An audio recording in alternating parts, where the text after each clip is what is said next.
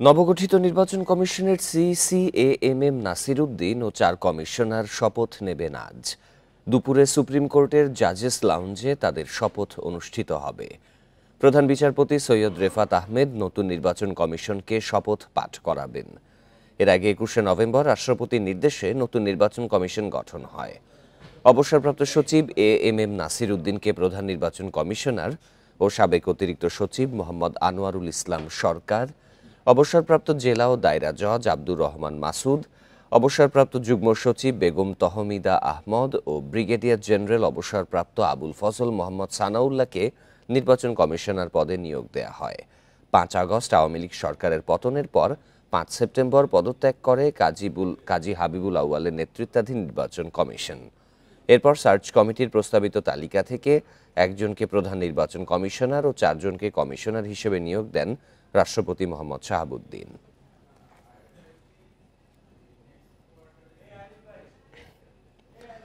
সংস্কারের আগে নির্বাচন কমিশন গঠন করা ঠিক হয়নি বলে মনে করেন টেলিভিশন সাংবাদিকরা। এ নিয়ে উদ্বেগ জানান তারা। শনিবার সকালে রাজধানী নির্বাচন কমিশন কার্যালয়ে সংস্কার কমিশনের সঙ্গে বৈঠক হয়। পরে কমিশনের সদস্য তোফায়েল আহমদ বলেন, আগে প্রয়োজন সংস্কার, তারপর স্থানীয় সরকার নির্বাচন, এরপর জাতীয় নির্বাচন। এদিকে ডিসেম্বরের মধ্যে নির্বাচন ব্যবস্থা সংস্কার কমিশন প্রতিবেদন জমা দেবে বলে জানিয়েছেন কমিশন সদস্য ডক্টর আব্দুল আলীম। টেলিভিশন সাংবাদিকদের সঙ্গে মতবিনিময় করেছে নির্বাচন ব্যবস্থা সংস্কার কমিশন। প্রায় 2 ঘন্টা বৈঠকের পর সাংবাদিকরা বলেন, 1991 সালের জাতীয় নির্বাচনের পর 3 জোট রূপরেখা বাস্তবায়ন হলে নির্বাচন ব্যবস্থা নিয়ে সংকটে পড়তে হতো না। বৈঠক শেষে নিজেদের প্রস্তাব ও মতামত তুলে ধরেন বিভিন্ন চ্যানেলের প্রতিনিধিরা।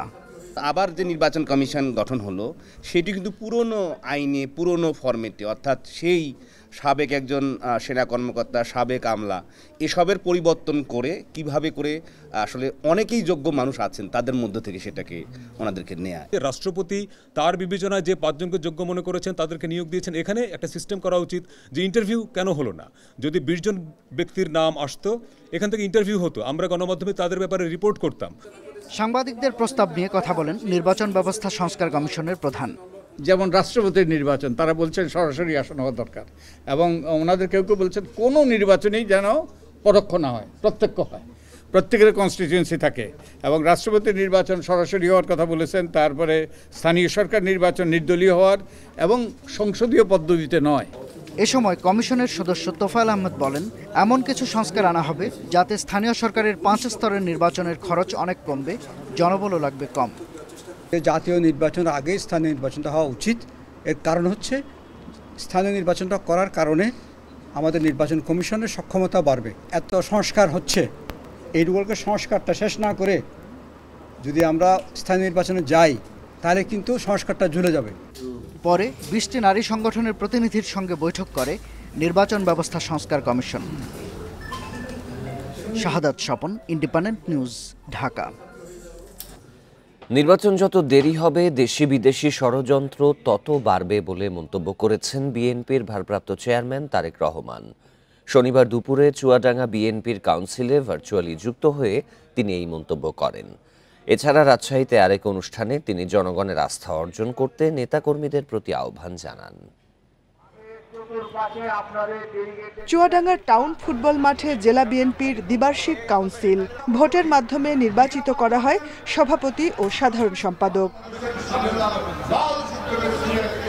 সেখানে রাষ্ট্র সংস্কারে 31 দফা রূপরেখা ও জনসম্পৃক্তি নিয়ে কর্মশালায় অংশ নেন নেতাকর্মীরা।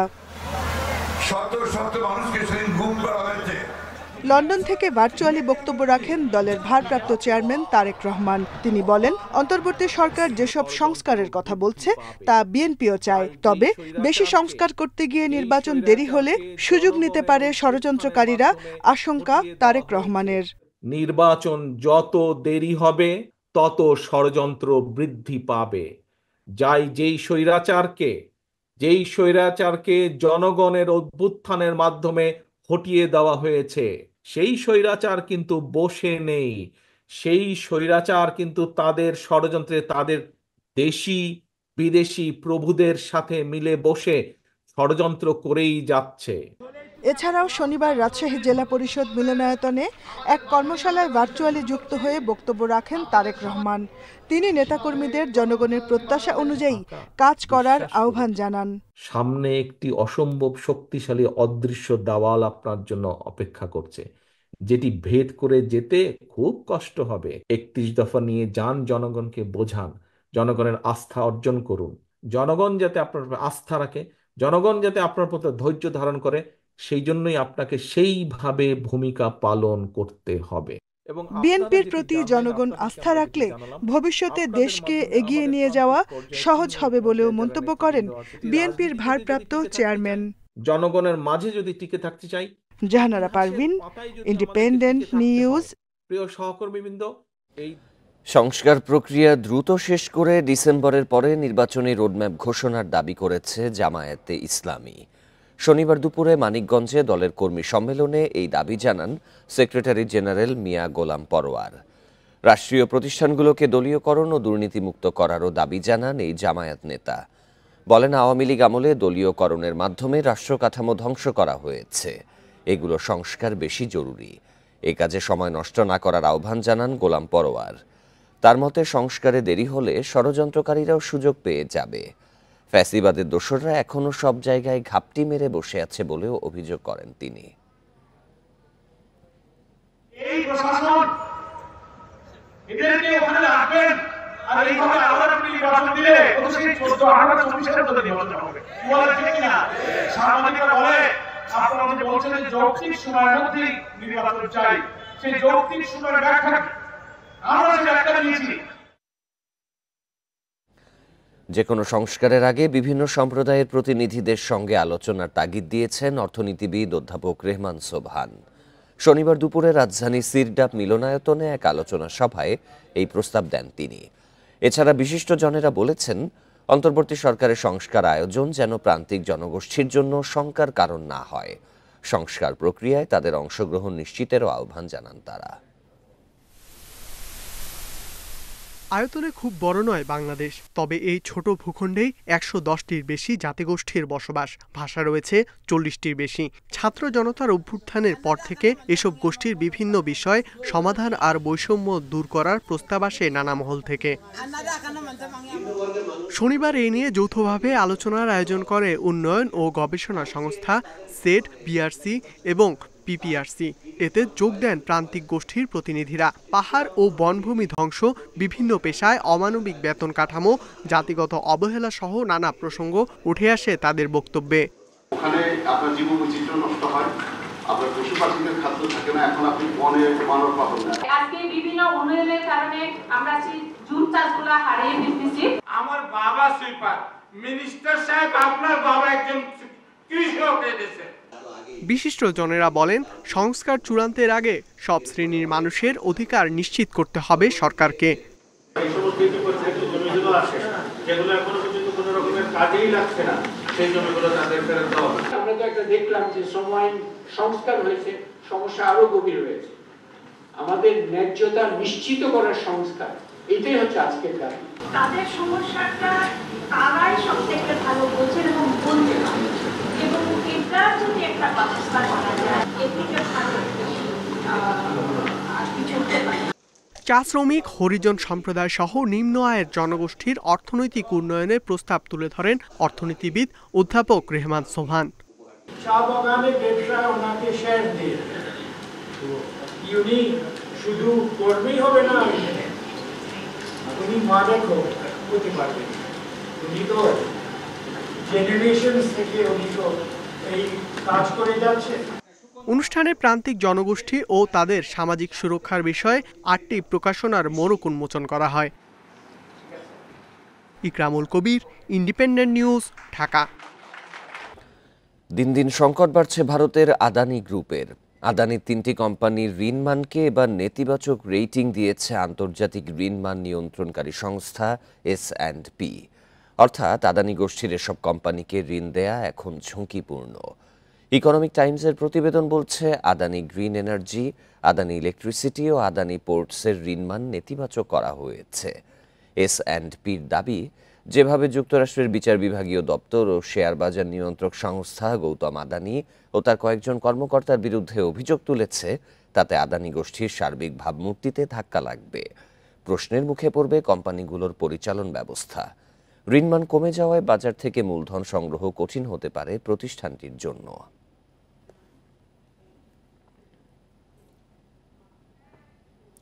ইংরেজি দৈনিক নিউ এজের সম্পাদক নুরুল কবিরকে বিমানবন্দরে হয়রানির ঘটনা তদন্তে নির্দেশ দিয়েছেন প্রধান উপদেষ্টা ডক্টর মুহাম্মদ ইউনুস।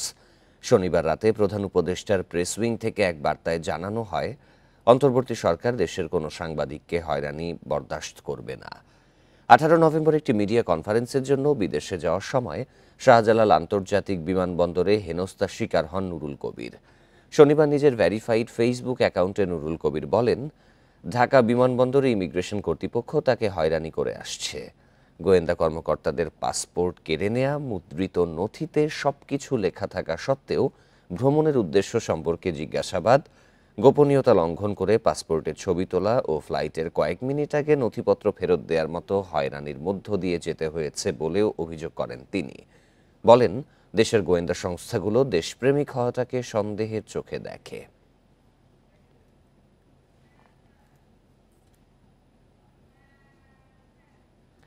পাঁচ আগস্ট পরবর্তী সময়ের মামলায় সুষ্ঠু তদন্তের নির্দেশ দিয়েছেন নতুন আইনজীবী বাহারুল আলম। কোনো নিরীহ মানুষ যাতে হয়রানি না হয় সেদিকে সতর্ক থাকতে বলেন তিনি। শনিবার সকালে পুলিশ সদর দপ্তরে মত বিনিময়ে এসব নির্দেশনা দেন আইজিপি। বলেন, কোনো পুলিশ সদস্যকেও অযথা সংকটে ফেলা যাবে না। নিরপরাধ কারো বিরুদ্ধে মামলা হয়ে থাকলে আইনি প্রক্রিয়ায় তা প্রত্যাহার করতে হবে। পুলিশকে জনসম্পৃক্ততা বাড়ানোর আহ্বান জানান বাহারুল আলম। অনাকাঙ্ক্ষিত পরিস্থিতি তৈরি হলে পুলিশকে ধৈর্যের সঙ্গে মোকাবিলা করার পরামর্শ দেন পুলিশ প্রধান।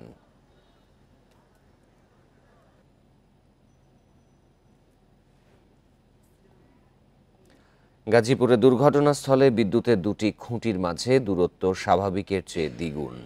এজন্য তার ঝুলেছিল সেখানে। এই তার গাছে লেগে কয়েকবার আগুনের ঘটনাও ঘটেছে। এ নিয়ে বিদ্যুৎ অফিসকে জানালেও ব্যবস্থা নেয়নি তারা। এছাড়া সরু সড়কটিতে আগে কখনো দোতলা বাস চলতে দেখেননি স্থানীয়রা। তেলিহাটি ইউনিয়নের উদয়খালী গ্রামে দুর্ঘটনাস্থলে বিদ্যুতের এই দুই খুঁটির দূরত্ব 300 ফিট। এটি থাকার কথা 150 ফিট। এ কারণেই ঝুলেছিল তার। এখানে খুঁটি বসানোর সময় রাস্তা কাঁচা ছিল, তার ছিল 18 ফিট উপরে। পরে রাস্তা পাকা করায় তারের উচ্চতা হয় 16 ফিট, অথচ এটি থাকার কথা 25 ফিট উপরে। দুই খুঁটির মাঝখানে যে দূরত্বটা আগের নিয়মে ছিল, অনেক আগে পূর্বের লাইন, তখন 300 ফিট দূরত্বে ছিল। এখনো 300 ফিট আছে, মাঝখানে আর কি ইটা হয় নাই। মাঝখানে একটা পুষ্কুটি দিলে এরকম হয়তো ক্লিয়ারেন্স থাকতো হয়তো। স্থানীয়রা জানান, গাছের সঙ্গে তার লেগে আগুনের ঘটনা ঘটেছে এখানে। কয়েকবার স্থানীয় বিদ্যুৎ অফিসে অভিযোগ করেও সমাধান মেলেনি। পাতা পাতা গাছ জড়াইছে, টেনাছোটা গাঙ্গের ফুটে গেছে, মানে বাতাসে খালি ফসম গাছ লড়ে ডাইলে মানে বারিকা, মানে একটু জ্বর আসলে মাঝে কারেন্ট থাকে না। যতবার আসে ততবারই ওনাদেরকে বলি যে ভাই লাইনটা তো অনেক নিচে নেমে গেছে। তো ওনারা আমাদেরকে বলছে অফিসে আবেদন দেন, তারপরে অফিস থেকে এটা দেখবে, তারপরে আমরা আসবো। মানে জটিলতা দেখায়। জানানো হয়েছিল কিন্তু এরা এটা গুরুত্ব দেয় নাই, বলে এটা ঠিক আছে আমরা লোক পাঠাইমু দেখমু, এরকম ভাবে আর কি করে। ঘটনার কারণ জানতে 5 সদস্যের কমিটি করেছে পল্লী বিদ্যুতায়ন বোর্ড। 3 কর্মদিবসের মধ্যে প্রতিবেদন দেবে তারা। পাওয়ারফুল কমিটি করেছি, 2 চিফ ইঞ্জিনিয়ার, 2 জন ডাইরেক্টর, আমাদের এসি সাহেব এবং জিএম সাহেব সহ। আমরা তো মনে করছি যে উইদিন 3 ডেজ। গ্রামের এই পাকা সড়কটি প্রস্থে 10 ফিট। এখানে আগে কখনো দোতলা বাস চলেনি বলে জানান এলাকার মানুষ। দোতলা বাস এটাই প্রথম, আর কখনো এই রাস্তা দেওয়া যায় নাই। এই অঞ্চলে 65 কিলোমিটার লাইনে গ্রাহক প্রায় 6000। 2000 সালে লাইন চালুর সময় ভোল্টেজ ছিল 6000-এর কিছু বেশি। তবে শিল্প কারখানার কারণে 2017 সালে এই লাইনকে 11000 ভোল্টেজে উন্নীত করা হয়। Al Amin Hossain, independent news, Gazipur. Gas সংকটে গেল 9 মাসে দেশের প্রায় 200টি কারখানা বন্ধ হয়ে গেছে। অন্যদিকে অবৈধ সংযোগের মাধ্যমে চুরি হচ্ছে প্রায় 10% গ্যাস। শনিবার রাজধানীর একটি হোটেলে বাংলাদেশ চেম্বার অফ ইন্ডাস্ট্রি আয়োজিত সেমিনারে এসব তথ্য জানানো হয়। এ সময় জ্বালানি উপদেষ্টা বলেন, দুর্নীতি রোধের মাধ্যমে গেল 3 মাসে জ্বালানি খাতে সরকারি কেনাকাটায় সাশ্রয় হয়েছে 370 কোটি টাকা। দেশে দৈনিক 380 কোটি ঘনফুট গ্যাসের চাহিদার বিপরীতে মিলছে 280 কোটি। শিল্প কারখানায় 100 কোটি ঘনফুট চাহিদার বিপরীতে পাওয়া যাচ্ছে মাত্র 60 কোটি ঘনফুট গ্যাস। এতে ব্যাহত হচ্ছে শিল্পের উৎপাদন। এতে সময়মতো পণ্য সরবরাহ বাধাগ্রস্ত হওয়ায় রপ্তানি বাজার হারানোর শঙ্কা উদ্যোক্তাদের। বিসিআই আয়োজিত সেমিনারে জানানো হয়, জ্বালানি সংকটে চলতি বছরের 9 মাসে প্রায় 200 শিল্প কারখানা বন্ধ হয়ে গেছে। আরও 300টি কারখানা বন্ধের পথে আছে। অথচ অবৈধ সংযোগের মাধ্যমে চুরি হচ্ছে প্রায় $1 বিলিয়ন অর্থমূল্যের গ্যাস। রিফর্ম করার জন্য কিন্তু সময় নেওয়া যাবে, কিন্তু ব্যবসার ক্ষেত্রে time cannot wait. That the domestic সেক্টরের এনার্জি কনজাম্পশন বেড়েছে, this implies that the industry has shrunk. এর মধ্যে আর কোনো debate, only reason the industry is probably not shrunk হতে পারে if they have become super efficient. যদিও এসব তথ্যের কোনো ভিত্তি নেই বলে জানান পেট্রোবাংলা চেয়ারম্যান। জানান, গত 2 মাসে প্রায় 5000 অবৈধ গ্যাস লাইন বিচ্ছিন্ন করা হয়েছে। সংকট সমাধানে সরকারি কেনাকাটায় দুর্নীতি এবং অপচয় বন্ধের চেষ্টা চলছে বলেও জানান জ্বালানি উপদেষ্টা। পাবলিক সেক্টরে প্রকিউরমেন্টের ক্ষেত্রে প্রতিযোগিতার অভাব, এটাই হচ্ছে আমাদের মূল সমস্যা। আমরা মাত্র 6 মাসের যে আমদানি করেছি তাতে 370 কোটি টাকা সাশ্রয় হয়েছে। যে এই তথ্যটা তো আমরা বলছি, হোয়াট দিস, এক্সপার্টরা যারা বলছে প্রচুর পরিমাণ আমরা সিস্টেম লস করছি, এ কথা বরাবর শুনে আসছি, কিন্তু এর সাইন্টিফিক এবং কোয়ান্টিফাই মেজারের বেসিস কি ছিল? 23শে জানুয়ারির আগে এটি ছিল না, অল্প একটু ছিল। এ সময় নবায়নযোগ্য জ্বালানিতে বিনিয়োগ করে সমস্যা সমাধানের পরামর্শ দেন বাণিজ্য উপদেষ্টা। Amirul Islam, independent news, Dhaka. দেশে জলপথে পণ্য পরিবহনে লাইটার জাহাজ খাতে সংকট যেন কাটছেই না। মালিক সরকার ও শ্রমিকদের নানা টানাপোড়েন এবং চলতি মাসের শুরুতে গঠিত হওয়া মালিকদের নতুন জোট বিডব্লিউটিসিসির কার্যক্রমেও স্থগিতাদেশ দিয়েছে উচ্চ আদালত। এতে পণ্য পরিবহন ব্যাহত হওয়ার আশঙ্কা সংশ্লিষ্টদের। চট্টগ্রাম বন্দরের বহির্নোঙরে বড় জাহাজ থেকে পণ্য খালাস করে দেশের 36টি নৌ রুটে লাইটার জাহাজে পরিবহন করা হয়। Bangladesh cargo vessel owners association ভিসিভোয়া, কোস্টাল ভেসেল ওনার্স অ্যাসোসিয়েশন কোয়াব ও inland vessel owners association of Chittagong আইভোয়াকের সমন্বয়ে গঠিত জোট ওয়াটার ট্রান্সপোর্ট সেল ডব্লিউটিসির অধীনে প্রায় 1800 লাইটারের জাহাজ এই পণ্য পরিবহন করত। তবে 2023 সালের ডিসেম্বরে ভেঙে যায় এ জোট। প্রায় 1 বছর ধরে জাহাজ মালিক ও আমদানিকারকরা নিজেদের মধ্যে দর কষাকষির মাধ্যমে পণ্য পরিবহন করছে। এতে প্রতিযোগিতামূলক বাজারে ভাড়া কমলেও অনেক জাহাজ মালিক পড়েছেন সংকটে। গত 7 নভেম্বর নৌবাণিজ্য দপ্তর বিডব্লিউটিসিসি নামে নতুন জোট গঠন করে লাইটারের সিরিয়াল দেয়া শুরু করে। এই উদ্যোগ আমদানিকারক এবং মালিকদের একটি অংশের বিরোধিতার মুখে পড়েছে। বিডব্লিউটিসিসি গঠনের বিরুদ্ধে 11টি কোম্পানি যৌথভাবে রিট পিটিশন দায়ের করে। এতে 6 মাসের জন্য সব কার্যক্রমে স্থগিতাদেশ দেয়া হয়। শ্রমিকরা যদি নীরব থাকে, আমার জাহাজ মালিক নিজে সিরিয়াল দিবে, জাহাজ মালিকের ইনকামের জন্য সিরিয়াল দিবে তার লাভের জন্য, শ্রমিক দিয়ে তো সিরিয়াল দেওয়ার কোনো মানে নেই। আমদানি করছেন এই জন্য আপনার জাহাজে আপনি বহন করতে হবে এরকম কোনো কথা নয়, কিন্তু সরকার লাইসেন্স দিচ্ছে যাদেরকে জাহাজের ব্যবসা করার জন্য, প্রত্যেকের এখানে অধিকার আছে। নতুন এই নির্দেশনায় আবারও সিরিয়াল প্রথা ভেঙে গেছে। ইতোমধ্যে দেশের বিভিন্ন স্থানে সংঘাত হচ্ছে বিবাদমান পক্ষগুলোর মধ্যে।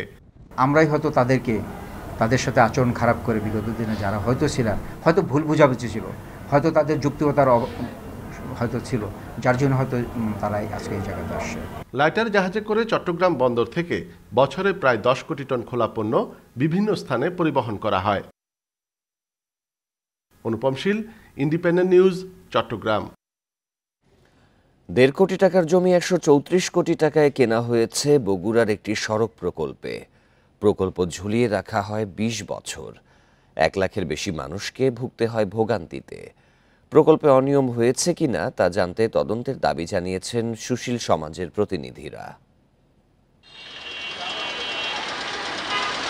দুটি হাসপাতালে দ্রুত রোগী আনা নেওয়া করতে 2003 সালে 13 কোটি 77 লাখ টাকা ব্যয়ে শুরু হয় শহীদ জিয়াউর রহমান মেডিকেল কলেজ হাসপাতাল সংযোগ সড়ক প্রকল্পের কাজ।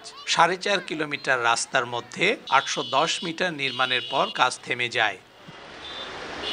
2017 সালে প্রকল্পের নাম পরিবর্তনের পাশাপাশি ব্যয় বাড়ানো হয় আরও 170 কোটি টাকা।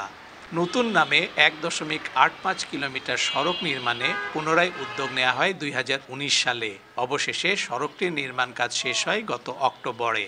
রাস্তা হওয়ার আগে মোহাম্মদ আলীতে শহীদ জিয়াউর রহমান মেডিকেল যাতে 1.5 ঘন্টা সময় লাগতো জামে ফুলে, আর এই রাস্তা হওয়াতে মনে করেন 5 মিনিটের সময় লাগে না। বড় বড় গাড়িগুলো এই রাস্তা ঢুকে জাম লাগে যায়, হ্যাঁ, আর আমরা রুগী নিয়ে চলাচল করতে পারি না। 2 মেডিকেলের যে সংযোগ সড়ক প্রকল্পটি, এটা দীর্ঘদিনের এই এলাকার মানুষের একটা চাওয়া ছিল।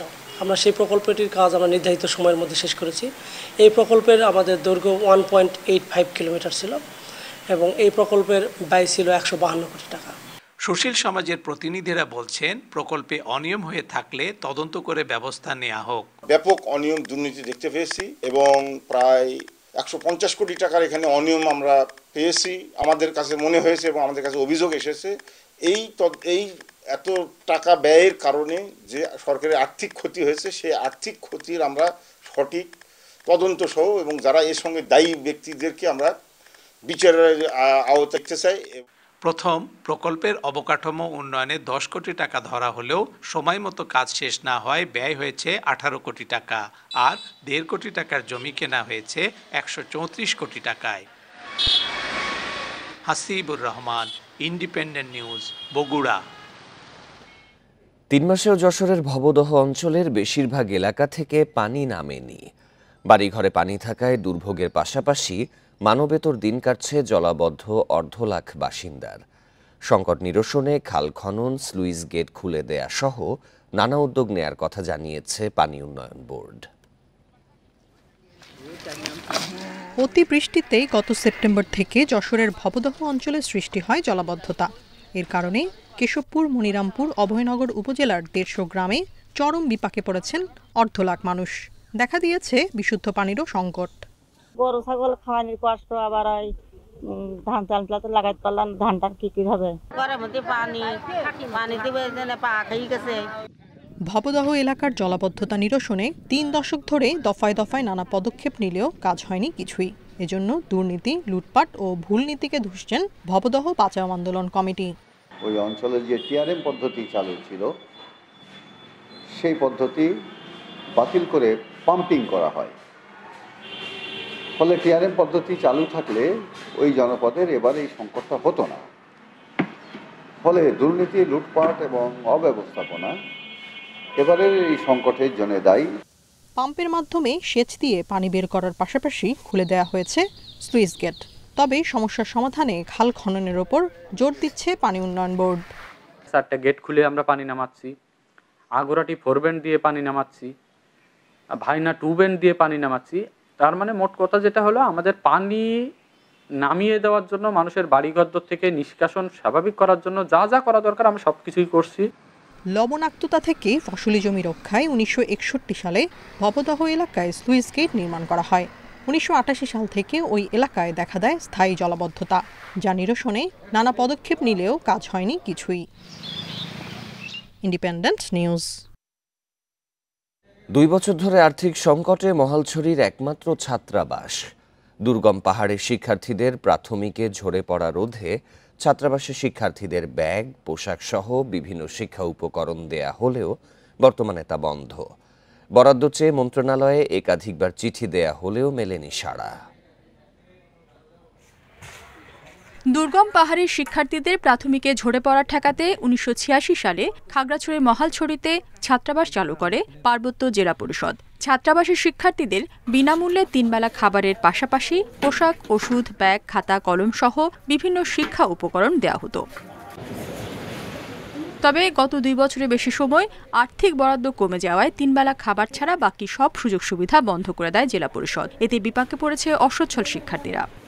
আমাদের এখানে জুতো, স্যান্ডেল সবকিছু দিত, ভোটার কার্ড দিত, এখন দেন আজ 2 বছর থেকে কিছুই দেয় না। কলম, ড্রেস, জুতা পাইতাম, এখন সরকার এখন বই, খাতা, কলম, ড্রেস পাচ্ছি না। ড্রেস, বই, খাতা, কলম এবং জুতা পাচ্ছি না। ছাত্রাবাসের তত্ত্বাবধায়ক জানিয়েছেন, বরাদ্দ না থাকায় নানা সংকট তৈরি হয়েছে। এরই মধ্যে 2 লাখ টাকার বেশি বিদ্যুৎ বিল বকেয়া থাকায় সংযোগ বিচ্ছিন্নের নোটিশ দিয়েছে বিদ্যুৎ বিভাগ। 2 বছর যাবত একটু সংকটে আছে, বিশেষ করে খাবার বিল ছাড়া, খাদ্য বিল ছাড়া আর কোনো সরকারি বরাদ্দ নাই। বিদ্যুৎ অফিস থেকে নোটিশ প্রদান করে যে কোনো সময় হয়তো বিচ্ছিন্ন করে দিতে পারে। সংকট উত্তরণে বরাদ্দ চেয়ে প্রাথমিক ও গণশিক্ষা মন্ত্রণালয়ে চিঠি দেওয়া হয়েছে বলে জানিয়েছে জেলা পরিষদ।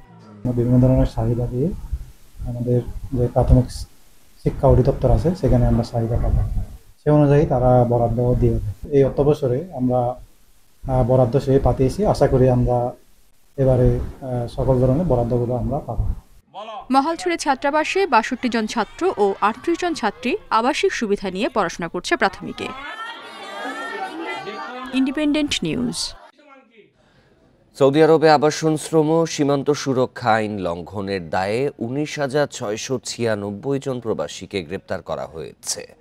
১৪ নভেম্বর থেকে ২০ নভেম্বরের মধ্যে অভিযান চালিয়ে তাদেরকে গ্রেপ্তার করা হয় বলছে সৌদি প্রেস এজেন্সি। সরকারি হিসাবে ১১,৩০০ জনের বিরুদ্ধে রয়েছে আবাসিক আইন লঙ্ঘনের অভিযোগ। অবৈধভাবে সীমান্ত পারাপারের চেষ্টার দায়ে গ্রেপ্তার ৫,১০০ জনের বেশি। তাদের ৬৫ ভাগ ইথিওপিয়া, ৩২ ভাগ ইয়েমেন ও বাকি ৩ ভাগ অন্যান্য দেশের নাগরিক। শ্রম আইনের অধীনে আরও ৩,১০০ জনের বেশি প্রবাসীকে গ্রেপ্তার করা হয়েছে। মোট ২২,৬৫৪ জন বর্তমানে বিচারের প্রক্রিয়াধীন। তাদের মধ্যে ৩,০০৭ জন নারী। পরিবহন ও আশ্রয় প্রদান সহ অবৈধভাবে প্রবেশে সহায়তার দায়ে ১৫ বছরের জেল ও ১০ লাখ রিয়াল পর্যন্ত জরিমানা হতে পারে, বাজেয়াপ্ত হতে পারে যানবাহন ও সম্পত্তি।